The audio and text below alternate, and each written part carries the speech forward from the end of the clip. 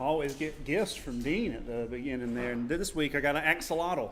I was giving out little pink axolotls, but I have to hold on to that now. And if I lose it, he'll be mad. So thanks, whoever gave him the pink axolotl. Genesis chapter 1. Genesis 1. That's where we're going to be this morning. Last week, of course, we wrapped up our study through the letter of James.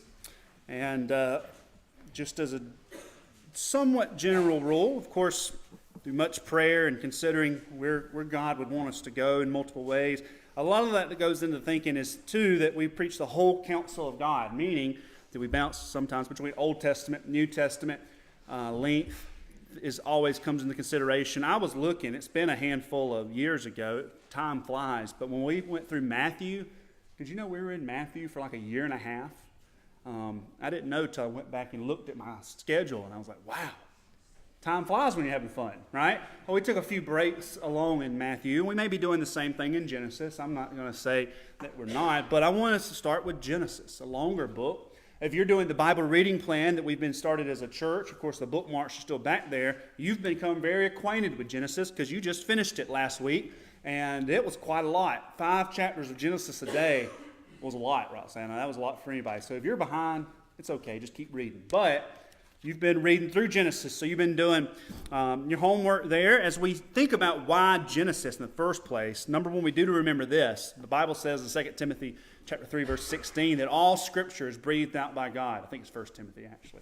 All Scripture is breathed out by God is profitable for reproof, rebuke, and correction, meaning that we do not unhitch ourselves from the Old Testament at all. We believe that Jesus is the Lord of the whole Bible. He's spoken about, as he says in Luke chapter 24, that the law, the prophets, and all of it is about him, and that all of it is useful. And so as we think that, it's also to look at Genesis, it's just foundational. Not because it is the beginning, which it most certainly is, and we're going to see today the story of creation, but as we think about what happens after the story of creation. In fact, I was just reading in Exodus this morning. And in Exodus, when Moses is told to, who in the world am I going to say sent me? God tells him, the God of Abraham, Isaac, and Jacob sent you. This is how it will be known through all generations.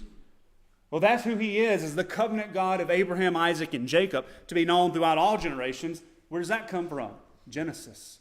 The stories in Genesis are foundational for the rest of the Bible. The themes make their way all the way to the end of the book. Even as we look at the end of Revelation, and there's a new heavens and a new earth that very much looks like the heavens and earth that are created in Genesis 1 and 2. The end cap of the book. This Garden of Eden, and this new heavens and this new earth. Well, now there's no possibility for sin, but sin has been ultimately dealt with. So that's why Genesis. Let's go ahead and read together chapter 1. We're going to read in just the beginning of chapter 2. The word of the Lord says this. That's small, so you probably want to read in your actual Bibles. Right? Here we go. Verse 1. In the beginning, God created the heavens and the earth. The earth was without form and void, and darkness was over the face of the deep, and the Spirit of God was hovering over the face of the waters. God said, "Let there be light," and there was light. And God saw that the light was good. God separated the light from the darkness. God called the light day, and the darkness he called night. And there was evening, and there was morning, the first day. God said, "Let there be an expanse in the midst of the waters, and let it separate the waters from the waters." And God made the expanse and separated the waters that were under the expanse from the waters that were above the expanse. And it was so. And God called the expanse heaven. And there was evening, and there was morning, the second day. God said, "Let the waters under the heavens be gathered together into one place, and let the dry land appear." And it was so. And so God called the dry land earth. And the waters that were gathered together he called seas. And God saw that it was good. And God said, "Let the earth sprout vegetation, plants yielding seed, and fruit trees bearing fruit, in which is their seed, each according to its kind on the earth." And it was so. The earth brought forth vegetation, plants yielding seed according to their own kinds, and trees bearing fruit, in which is their seed, each according to its kind. And God saw that it was good. And there was evening, and there was morning, the third day. God said, "Let there be lights in the expanse of the heavens, so separate the day from the night, and let them be for signs and for seasons and for days and years. And let them be lights in the expanse of the heavens to give light upon the earth." And it was so. And God made the two great lights, the greater light to rule the day, the lesser light to rule the night, and the stars. And God set them in the expanse of the heavens to give light on the earth, to rule over the day and over the night, and to separate the light from the darkness. And God saw that it was good. And there was evening and there was morning, the fourth day. And God said, let the waters swarm with swarms of living creatures, and let birds fly above the earth across the expanse of the heavens. So God created the great sea creatures, and every living creature that moves, with which the waters swarm, according to their kind, and every winged bird, according to its kind. And God saw that it was good. And God blessed them, saying, be fruitful, multiply, and fill the waters and the seas, and let the birds multiply on the earth. And there was evening and there was morning, the fifth day. And God said, let the earth bring forth living creatures according to their kinds, livestock and creeping things and beasts of the earth according to their kinds. And it was so. God made the beasts of the earth according to their kinds, and the livestock according to their kinds, and everything that creeps on the ground according to its kind. And God saw that it was good. Then God said, let us make man in our image, after our likeness. Let them have dominion over the fish of the sea, and over the birds of the heavens, and over the livestock, over all the earth, and over every creeping thing that creeps on the earth. So God created man in his own image. In the image of God he created him, male and female he created them. And God blessed them. And God said to them, be fruitful, multiply, and fill the earth, and subdue it. Have dominion over the fish of the sea, and over the birds of the heavens, and over every living thing that moves on the earth. And God said, behold, I've given you every plant yielding seed that is on the face of all the earth. And every tree with seed in its fruit, you shall have them for food. And to every beast of the earth, and to every bird of the heavens, to everything that creeps on the earth, everything that has the breath of life, I've given green plant for food. And it was so. God saw everything that he made, and behold, it was very good. And there was evening, and there was morning, the sixth day. Chapter 2, verse 1. Thus the heavens and the earth were finished, and all the host of them. And on the seventh day, God finished his work that he'd done. He rested on the seventh day from all his work that he had done. So God blessed the seventh day, made it holy, because on it God rested from all his work that he had done in creation. Let's pray.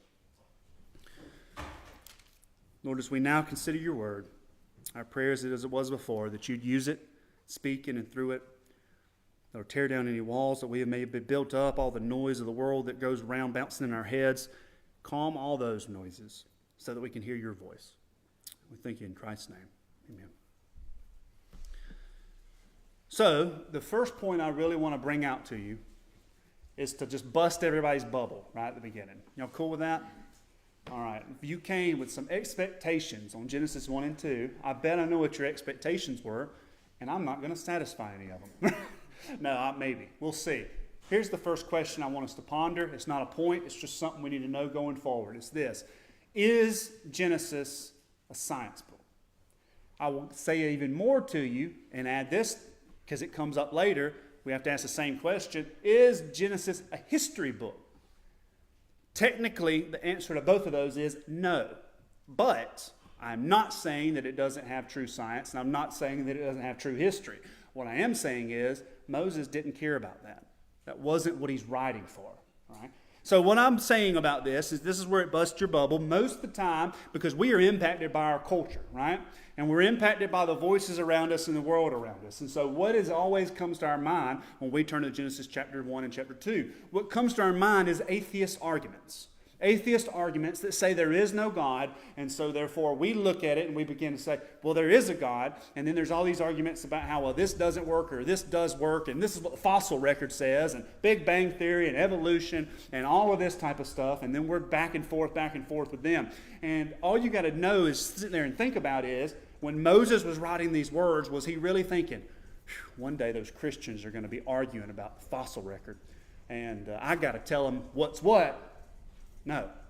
So I'm not saying here that this isn't real, what really happened. I believe it is.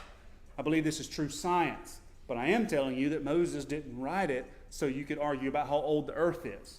And yet that's oftentimes what we do every time we come to this text, because we're listening to all these voices. So that's why I say I probably won't satisfy all your itches that you need scratched. However, I'm not that mean, so I will tell you a few arguments just so you know. By the way, when I say it's not a history book too, it tells you true history. But later, some historians will say, oh, but they left out this chunk of a genealogy. This many generations is missing. This many generations is missing. Why is this happening? This is miss history. This is messed up history. And the answer is no, it's not. Moses wasn't writing to give you some historical record so that you could track everybody's genealogy. Even the genealogies have a purpose. And oftentimes the gaps in the genealogies are purposeful as well.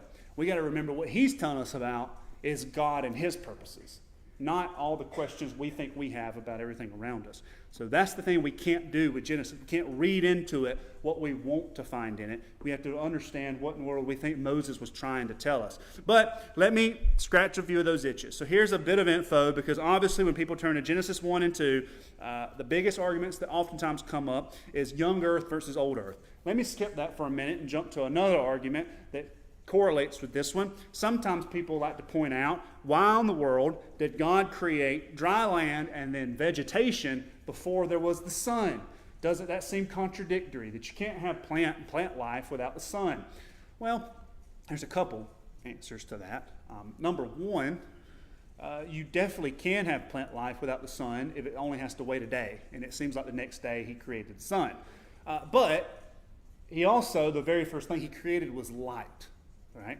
And so we say, okay, well, what's the difference between the light and the dark? And then what's the day with the sun and the moon? I can't tell you definitively, but when you read through that day, what it certainly seems is happening is not that light itself had to be created with the sun, but rather the sun itself either became visible to the Garden of Eden because it was there for the purpose of time and seasons, right? Or put in place to provide this light that already existed. We know that the sun doesn't have to exist for there to be light, because the end of the book tells us in Revelation that in that new heavens and the new earth, there is no sun. For the S-O-N is the light of the world. And he is the one who is there, right? And so you think, they got trees in Revelation too and no sun. How is this going to happen? Well, again, I think we're misunderstanding number one, the power of God and what it means that there is light, and the purposes of the stars in the first place. If we think about the role our sun plays, it's you think about the role the sun plays, it tells us the time. It helps us keep track of all of these different things. And so that's the first thing. That's a side note. Let's go back. Everybody likes to say young earth versus old earth. What are all the arguments there? Well, of course, you have scientists that say stuff about carbon dating that I only halfway understand. Just cut them off, Gary. Them things are weird. They got a mind of their own. Y'all can probably still see. Look at that. There's still light. There's carbon dating, which I only halfway understand because I'm sitting here wondering who in the world decided when the beginning of how old carbon was to begin with and how we half date it, but that's neither here nor there. Of course, you hear Big Bang Theory and evolutionary and fossil records and all of this type of stuff. And so there's the idea that the Earth is millions of years old, or the Earth is roughly 6,000 plus years old, which is obviously two different things. If you go to the Ark out in Kentucky, you will most certainly hear that it is 6,000 plus years old, and anything else is contradictory. Are there Christians that disagree with Ken Ham and the brothers from Answers in Genesis? Yes, of course there are, and they're still Christians, right? How do they get around this, though? I'll tell you a few of the most popular arguments. Some people argue for a day-age theory, which is that there was a beginning, there was morning, there was evening, and this is the first day. And they'll say, well, a day it says, but a day doesn't mean 24 hours. It could mean a massive amount of time, because 1,000 years is a day to the Lord, right? That verse is oftentimes quoted. I'm not very convinced by that one at all. Mainly because the word yom, Y-O-M, which is the Hebrew word for day that we see in Genesis 1 and 2, is used throughout the rest of the Old Testament, and it never means anything else other than a 24-hour day. So to go here and be like, but here it's not really that type of day, it's just a stretch. So I think this was 6 literal 24-hour days, right? The more convincing argument, and I'm not saying this is where I'm at, I'm just telling you I think it makes more sense, is one called the gap theory. The gap theory simply says this, that verse 1, in the beginning God created the heavens and the earth. End. That's it. Everything was created in verse 1. That was it. Everything was created in verse 1. And so after that, all you're really seeing in these days is formation, not creation, which is a pretty good argument, because when you begin to read through the days, he doesn't create dry land, he brings dry land up. Right? He doesn't create atmosphere, he separates the waters, right? So it's sort of like he's put all the clay, and then he begins to pull the clay apart in the 6 days of formation or creation, really splitting hairs. But all that being said, the argument is we don't know how much time existed between verse 1 and day one. It could have been a massive amount of time, and that's why all these things seem old. And then the other one is the creation with the appearance of age, which is also a pretty good argument, because Adam and Eve weren't created as babies. They were created as full-grown adults, and the plants were created as full-size plants. It wasn't like on day 3 they planted all these vegetation sprout from the earth, but really it was just seeds in the ground. It looked really stupid. Can you imagine, right? Adam and Eve, they're going to sin before those plants even come up. They can't eat anything, but yet the trees and everything are already producing. So the idea here is that, okay, maybe you can date stuff, but who in the world said how old stuff was when it was created in the first place? The ultimate answer is, well, I don't know, and I don't know that ultimately matters. What I do know is God created it, right? It isn't about us figuring out exactly when the time period is, but those are some of the biggest arguments that you hear, and so you can take that. If you want to ask me more about it, I'll certainly talk to you anytime and tell you all my theories, and there's a lot here in Genesis 1 and 2 to really talk about that is just interesting, and we can't cover it all. That being said, when I say it's not a science book, again, hear me clearly. I will never say, there was a popular... I will never say that it's not true. I believe it to be 100% true. It's God's inspired word. I don't think this is made up. I don't think this is a myth. This is a fun fact for you all. So you all know, hopefully, we're Southern Baptist Church here at Hopewell Baptist Church, and so part of our Bible, our Baptist bookstore is Lifeway, right? But before it was Lifeway, it was called the Broadman Baptist Bookstore, right? And so you had this Broadman Holman bookstore, and they produced a commentary. I don't even remember when it came out. I think it was in like the 60s, 70s, 80s, somewhere on there, right? They produced a commentary called the Broadman Commentary. I used to have it in my office. It really wasn't, it was big and it really wasn't that good, so I don't have it anymore. But I had it. And there had this really embarrassing thing happen, Gary. These guys at this Baptist bookstore, they hired all these authors. I don't know how they do that. I guess they just say, who wants to write something? But they hired this guy for Genesis, and whoever hired him should have got fired because they didn't do any research on him. And when he wrote the Genesis commentary, he was a liberal. He didn't believe the Bible. So if you can find the original, volume 1 at the Broadman commentary, and you read Genesis 1 through 11, it will say that 1 through 11 is all myth. It's mythology. They quickly realized that, jerked it off the shelf, and now the only one you can find is volume 1, revised, which means we got somebody better to write that one. That being said, no, not a myth. I believe everything we're going to read is true history and truly how God did it. But I am just saying we miss the point if we begin to get lost in details that Moses most surely was not trying to teach us about. Right? That wasn't his purpose. It wasn't his role. And so what question do we ask? Well, we have to ask ourselves, what do we learn about God from Genesis? What do we learn about God from Genesis 1? And the first thing I think we see is that a very simple point, God is creator of all. Moses wanted to make that abundantly clear to us. Verse 1, in the beginning, God created the heavens and the earth. This is again either all of creation taking place in verse 1 and the rest of the days of formation, or verse 1 is just a summary of all those 6 days of creation, right? That he's simply saying this is what happened, and then he begins to tell you how it happened. Really doesn't matter whether you created it or formed it, right? I guess it's just up to you about how you want to read it or not. It doesn't take away the fact that God spoke it all into existence. He created everything. The biggest point we ought to see from this is that creation had a beginning. Now that matters, right? If creation had a beginning, and most everybody accepts that, even those who believe in the idea of a Big Bang theory understand that there was a beginning, that it didn't just always exist, but that something happened, and now the universe is expanding, right? But there has to be a beginning. The universe, the creation had a beginning. It wasn't always here. It wasn't as if God was strolling out in La La Land and he said, look at that world over there. No, he called it into existence. Right? He called it into existence, and that means he is the only eternal one. He's the only eternal thing. There are angels, demons, those things aren't eternal. Only God is eternal. He is the only one. The term is ex nihilo. He created ex nihilo, which means out of nothing. Nobody creates anything out of nothing but God. We don't create anything out of nothing. All we do is discover God's creation. Whether it was electricity, they didn't create that. They recognized it and harnessed it. Everything we have, we create out of something. But God created out of nothing, right? All matter was brought into existence. by him.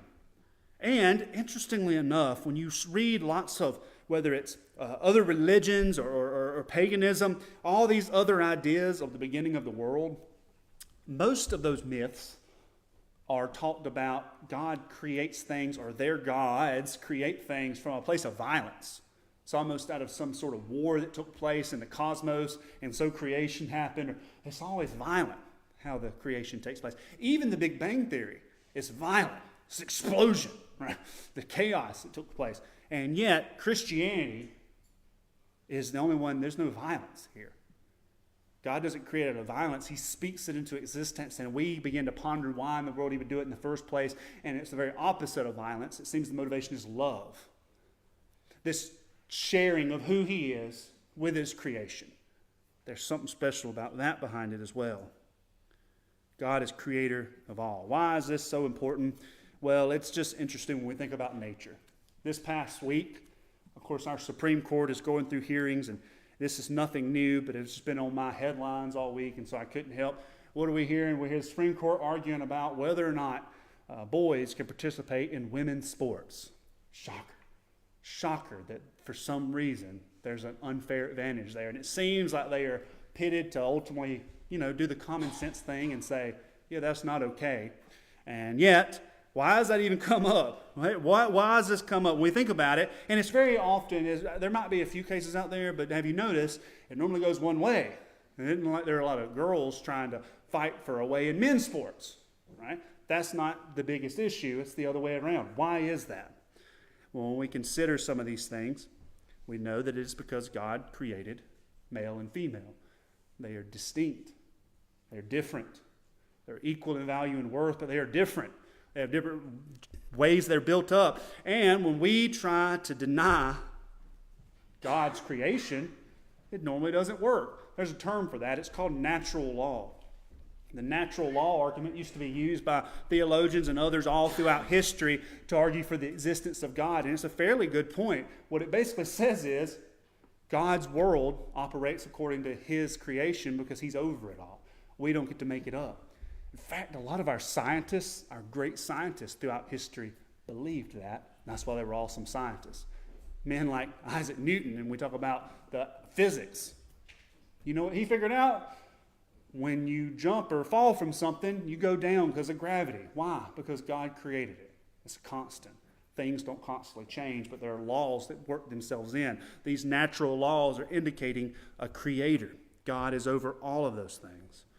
And so, yes, medicine can change hormones and surgery can mask things, but natural law can't be changed, right? Because God is creator of all. We just manipulate it in helpful or hurtful ways when we think about creation. But God is over it all. First point. Second point, as we think about this, God brings form to chaos. Look what happens in Genesis chapter 1. He created the heavens and the earth, but then it tells us in verse 2, the earth was without form, formless, and void. Darkness was over the face of the deep, and the Spirit of God was hovering over the face of the waters. When we think about water, we think about this massive, I just picture the earth covered completely in water, dark and formless. What's that supposed to be a picture of? It's supposed to be a picture of chaos. The sea, the ocean, those images throughout the Old Testament, and especially in Revelation, always point towards like evil and chaos. Not that his creation was evil, but at this point, it's not great. We're not living on it. Nothing's living on it, right? It's formless and void. It's empty. Right? And what does he do as he makes his way through each and every day? Well, let's think about it. First, he speaks, and there was light, right? And then he brings forth the sky. Now, Mr. Babb, he brought this up in our Sunday school class. It says that he separated the waters, and he created the firmament. And so when it says he created the heavens and the earth, oftentimes what you may think is the earth and then heaven where he dwells. That could be included, but we're probably reading too much into it to talk about where he dwells. That's probably a side note. Oftentimes when it's using the word heavens here, it means the heavens is the stars, the atmosphere, the space, because later that's when he says he separates the two. We know that you can't fly a rocket up there. Elon's sending a bunch of them up there, right? He doesn't pop up there and he doesn't see God hanging out next to one of our solar system, because that's not how God is. He's completely other. It's not like he's floating around in outer space. So that heavens is not necessarily the heaven that you think of when you hear the word heaven. But nonetheless, he separates the two, and he creates the sky and the heavens. We have this created. And then, right after that, he brings land up. And then as soon as he has land, we have vegetation that takes place.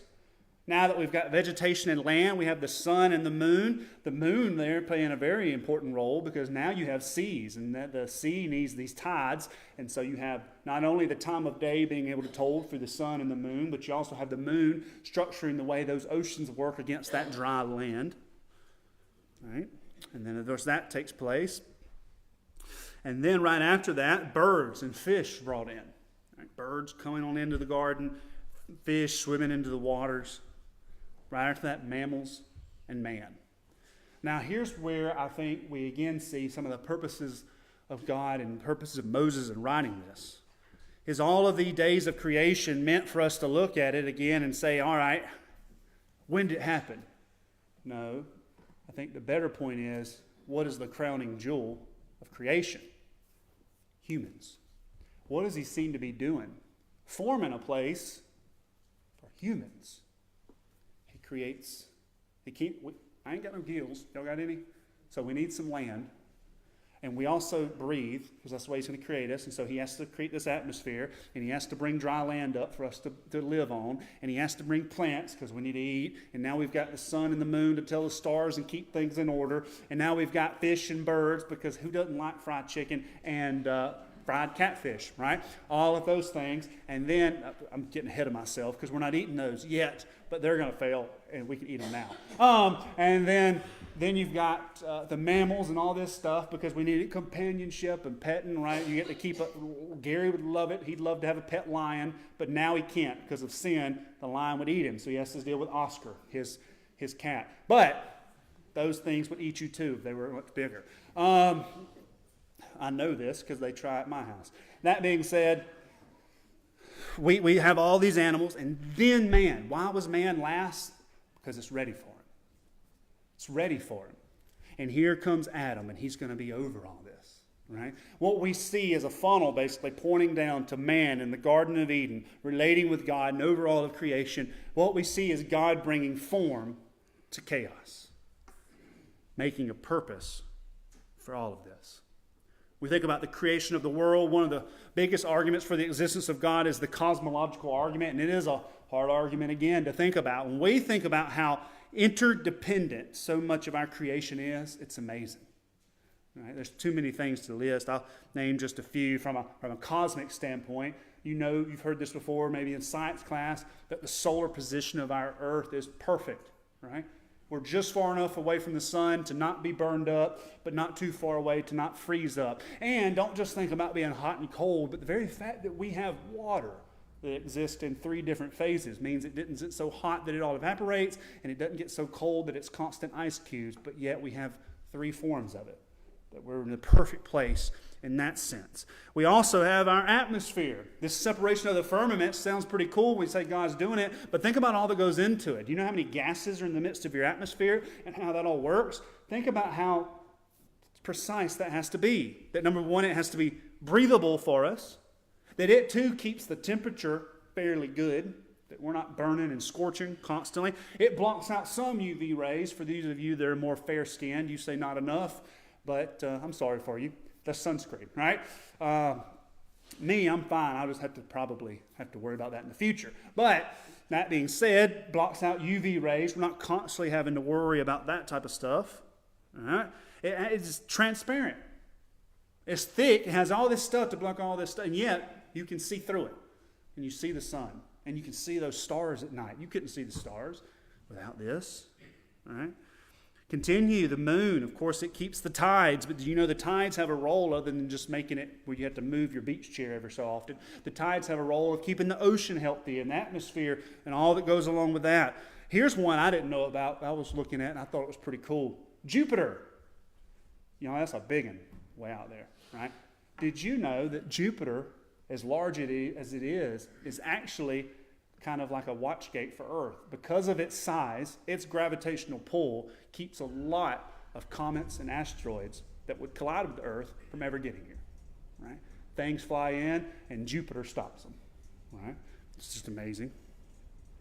And then even our Earth's core. If we want to look out, we can also look down, and we think about the core and the magma. All that goes on there is the creation of a magnetic field. The magnetic field that not only makes our magnets work, but also makes it so solar winds and flares don't burn us up. Right? Now that's just that thing. I'm more fascinated by the human body and the things that it does and the way it's designed and the intricacies of it. But nonetheless, when we look around at creation or just the world around us, what do we see? We oftentimes say chaos. And that's true. Right? It's one thing to look at God's creation and say, oh, God is good. Look at his wonderful creation and a beautiful sunset. It's a whole other thing to be like, oh, look at God's creation. There's a tsunami. Right? Those are two very different things, but both are real. And so when we see that, we think that's chaos. What's up with this disorder? Is there a God behind all this? And of course, we know, we're jumping ahead from Genesis chapter 3, explanation for why things do that now. But as I think about this, what do we learn about God? Not that he's creator, but he brings form to chaos, and he wants to do the very same thing in each of our lives. He hasn't changed. He's a creator God. He's a creative God, and he does not like chaos, but he likes form. And he is changing us into the image of his Son to make us more like him, both individually, both as a corporate church, as a body of believers here at Hopewell, as a body of believers across the globe. He's making us more like him. He is doing a work of creating form out of chaos. But then finally, we see God created man with meaning and worth. On that final day of creation, yes, day 7 he rests, and we're not going to get into day 7, at least not yet. But on day 6, he creates man. He says, let us make man in our image. And so in the image of God, he created them, male and female, he created them. As we consider just a minute what it means to be created in the image of God, this is an important concept. Being created in the image of God doesn't mean God looks like us. That's not what that means. That's an overly simplistic idea of thinking about image. It doesn't mean that God has fingers and toes. It doesn't mean any of that, right?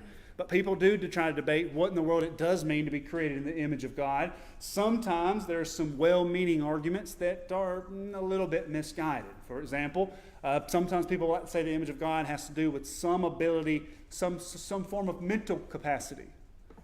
Well, the only problem with that is people with lower mental capacity would be seen as less of an image bearer, right? Oh, well, if you think a certain way, you're an image bearer, but then those that have severe mental retardation would be like, oh, well, they don't have it. And that's not true. We certainly believe in the value of all human life. So when we think about what it means to be created in the image of God, it's a complex question. This idea of being creative people, of being a people who can relate to God, right? I think there's a relational aspect to what it means to be created in the image of God. I think there is a cognitive aspect, not about IQ, but more so about what it means to be a subconscious person who's able to reason and morally and think through different things. All of these things lead into what it means to be created in the image. And are you today created in the image of God as an individual? Yes, but I want you to think a little bit bigger than that. He says male and female, he created them. Which means that there's something interesting about the image of God, not just as you as an individual, but later we'll see in Genesis chapter 2 that man will leave his father and mother and cleave to his wife, and the two will become one flesh. That there's something even special about man and woman together as an image of God. And then, fast forward even more, there's something even special about the fact that the body of believers, that is the church, is the image of God, right? So yes, you bear the image individually, but you also see it even, I think, greater fulfilled corporately. That is the image bearers of God. And then what we see in all that is that they were given the ability to exercise dominion. Be fruitful, multiply, fill the earth, and subdue it. Subdue it. As we gather this Sunday, I didn't plan it this way, but and you probably don't see it promoted a lot everywhere, but on the Southern Baptist Convention, this is actually Sanctity of Life Sunday. Sanctity of Life Sunday. So it's Sunday where we're supposed to be emphasizing the sanctity of all life. And by God's providence, we're reading Genesis chapter 1. That man was created in the image of God. What is the Sanctity of Life Sunday about? It's exactly what it sounds like. All life is sacred and worthy All life is valuable. Of course, this is related to not just the issue of abortion. It actually goes further than that. It's the issue of abortion, the issue of physician-assisted suicide is oftentimes a big thing that comes up. It actually has a lot to do with how we think about the elderly. All of those things come into this. Right? There are worldviews, and there are countries even, and our country has fallen into this in many ways, where life is only valuable if you are of a certain age and of a certain capacity. Once you lose those capacities, or you pass a certain age, your life really isn't as valuable anymore. You know what that is? Not a Christian worldview. What God said is fairly simple. Life is valuable. He's the giver of life, and it's valuable. There's no ifs, ands, or buts about it. No matter what it looks like, no matter what it seems like, or acts like, or thinks like, life is valuable. We can try to redefine that, but God has already defined it. And that means to be in the image of God matters. We see this come up even later when we see in Genesis chapter 9, in the story of Noah. We have the implementation of capital punishment, the death penalty. But if you know about the implementation of capital punishment and the death penalty in Genesis chapter 9, what was the reason? Doesn't it sound contradictory to the value of life that you would kill somebody? And God, through Moses, says, no, quite the contrary. If someone kills somebody who was created in the image of God, their life should be taken because they took something immensely valuable and worthy. Right? The whole purpose of it was because life is valuable, not because God's contradictory. Right? All of life matters. And we know this just inherently. We know that we were created with meaning and worth. You say, no, there's plenty of people that deny God, and they would say there is no point to life. But even culturally, we recognize it. Here's a good example. Many of you probably have heard this philosopher before. They made a couple movies about him. Rocky Balboa. You remember him? And Rocky Balboa, when he was training to fight in the boxing match, the girlfriend asked him, "Why are you doing this, Rocky? Why are you doing it? Why are you putting yourself through this? Why are you willing to go the distance?" And you remember what Rocky said to her? He said to her, "I got to prove I'm not a bum like the rest of the guys in the neighborhood." Right? What's his point in that awesome movie that you all affirm is good? What is the point that Rocky's making? I got to prove I'm not a bum. What he's saying is what everybody else does. We got to prove we mean something. We got to prove ourselves that we have a purpose in this life. We got to fulfill something. There's this push. Where does that come from? God created you with meaning and worth. Not that you're just valuable, but that you actually have purpose in life. That there's something you're meant to do. We just know it. And this is good news, right? We don't walk around as people thinking, boy, life is meaningless and pointless.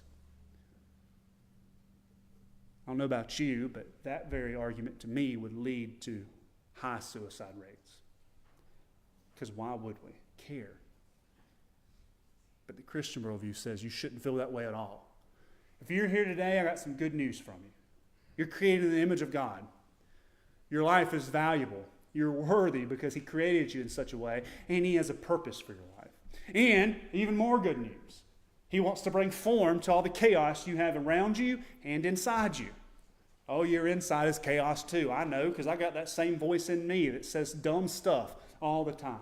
That old man, that sinful man, the fleshly side of me that always tries to say things contrary. Who is able to fix this brokenness? The very one who can bring form to chaos. And He'll do it from the inside out. He'll work around all those outside of you. He wants to do these things. It's who He is. And He's over it all. It's easy for us when we think about science, and sometimes Christians can retreat to this idea of, well, we can't do anything with science. You got to remember something, a little bit about history here, and I'll hush.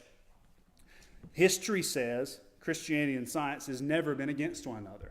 The only thing that changed that was the period of the Enlightenment.